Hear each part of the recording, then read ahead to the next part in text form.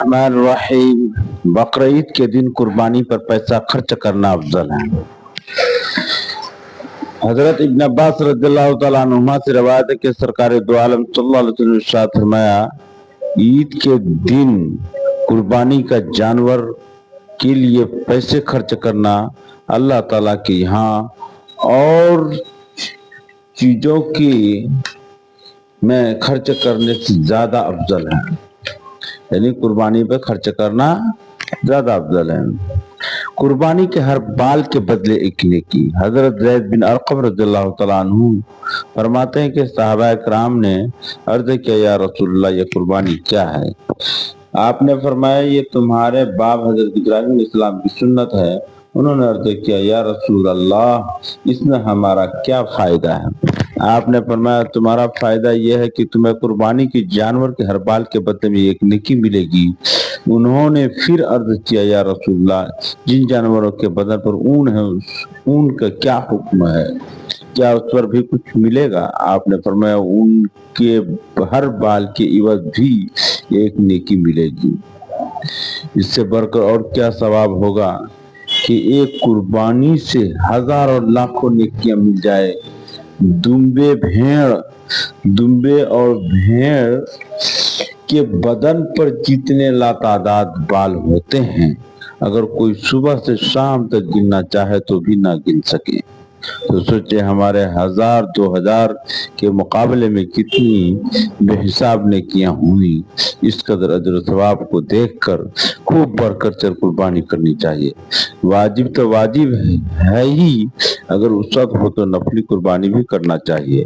ان مبارک دنوں کے چلے جانے کے بعد پھر یہ دولت کہاں نصیب ہوگی اور اس آسانی سے یہ بے شمار نیکیاں کہاں میسر ہوگی؟ پھر اگر جل شانہ نے مالی فراخی عطا فرمائی ہے تو جہاں اپنی طرف سے قربانی کرے وہاں اپنے مرحوم عزیزوں کی طرف سے بھی کر دے۔ مثلا ماں باپ بہن بھائی وغیرہ، ان کی طرف سے قربانی کرنے سے ان کی روح کو اتنا عظیم الشان ثواب پہنچ جائے گا، اور کیا ہی اچھا ہوگا کہ محسن اعظم نور مجسم رحمت عالم صلی اللہ علیہ وسلم کی جانب سے اور آپ کے اہل بیت کی طرف سے بھی قربانی کی جائے، ورنہ کم از کم اپنی واجب قربانی تو ضرور ہی کر دیں۔ جس شخص نے قربانی واجب ہوتے ہوئے نہ کی، اس سے بڑھ کر بدنصیب و محروم کون ہوگا؟ حدیث میں ایسے شخص کو عیدگاہ میں حاضر ہی سے منع کر دیا گیا۔ جو واجب قربانی نہ کرے وہ عیدگاہ میں نہ آئے، یعنی قربانی کے وعید آئی ہے۔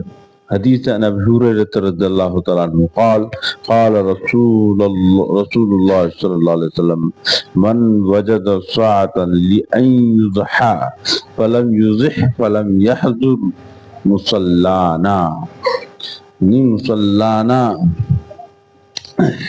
حضرت ابو ہریرہ رضی اللہ تعالیٰ عنہ سے روایت ہے کہ وہ فرماتے ہیں کہ محسن اعظم صلی اللہ علیہ وسلم نے ارشاد فرمایا، جس شخص میں قربانی کرنے کی وسعت ہو پھر بھی وہ قربانی نہ کرے تو ایسا آدمی ہماری عیدگاہ میں حاضر نہ ہو۔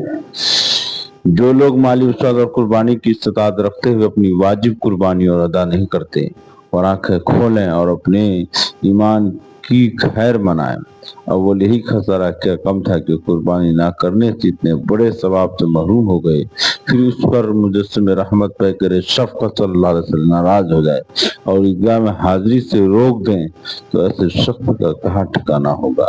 عیدگاہ اور مساجد اللہ تعالیٰ کی محبوب جگہیں ہیں، یہاں جمع ہونے والوں پر عفو و کرم کی بارش ہوتی ہے، یہاں کی حاضری سے کسی بدنصیب سے بدنصیب ہی کو روکا جا سکتا ہے، اس لیے بخل سے کام نہ لیں۔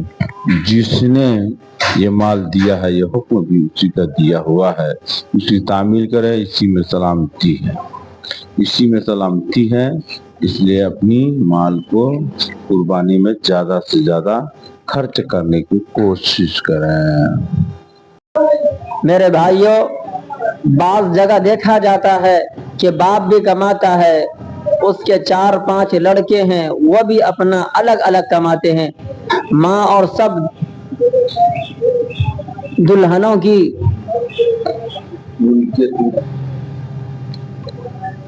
ماں اور سب دلہنوں کی ملکیت میں سونے چاندی کا زیور بھی ہوتا ہے، لیکن بقرعید کو قربانی صرف ایک ہوتی ہے، اور جملہ اہل خانہ یہ سمجھتے ہیں کہ ہم سب کی طرف سے یہ واجب ادا ہو گیا۔ یہ سخت ناسمجھی اور مغالطے کی بات ہے۔ یاد رکھیے، قربانی واجب ہونے کے لیے گھر کی ہر فرد کی علیحدہ ملکیت دیکھی جائے، اور جس کی ملکیت میں کم از کم 52.5 تولہ چاندی یا اس کی قیمت ہو یا مختلف سونے چاندی کا زیور ہو، مگر مجموعی مالیت 52.5 تولہ چاندی کی قیمت کی مساوی ہو، یا اس قدر چاندی کی قیمت کا مال تجارت ہو، یا اتنی مالیت کا فاضل سامان ہو،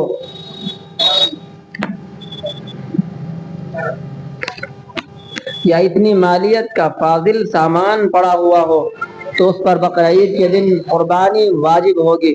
چنانچہ اگر اتنا زیور یا روپیہ یا فالتو ساز و سامان ماں باپ تمام لڑکوں اور ان کی بیویوں کی ملکیت میں ہو تو ان سب پر ایک ایک قربانی واجب ہوگی، اور اگر سب کی ملکیت میں اتنا مال نہ ہوا تو جس کی ملکیت میں ہوگا اس پر قربانی واجب ہوگی۔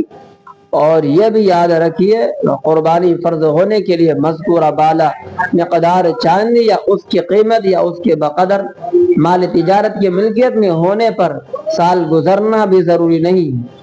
مثلا اگر کسی کے پاس بقرعید کے 9ویں تاریخ کو عصر کے وقت اتنا روپیہ پیسہ یا مال تجارت آیا جس کے ہونے سے قربانی واجب ہوتی ہے، اور 10 تاریخ میں بھی اس کے پاس موجود رہا، تو اس پر بھی کل قربانی واجب ہو جائے گی۔